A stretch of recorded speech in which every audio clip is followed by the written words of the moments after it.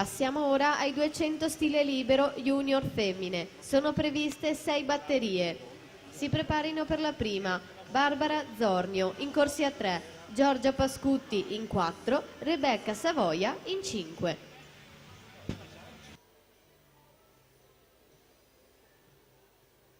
E dunque in acqua con la batteria che va a completare il quadro dei 200 stile libero, ragazzi, secondo e terzo anno. Ritroviamo Buonaguro in corsia 4, di lui abbiamo già parlato, delle sue medaglie vinte in campo giovanile nelle gare dei misti e del dorso. Al suo fianco c'è Coacci, che è il miglior passaggio ai 100, 56 e 89, poi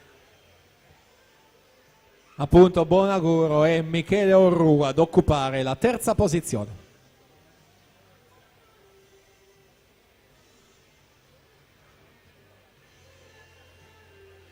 Vediamo come cambia la situazione alla sesta virata, siamo ai 150 metri, sempre Coacci davanti, 30 e 45, fotocopia per Buonaguro, anche lui 30 e 45, Orru terzi 50, 31 e 41.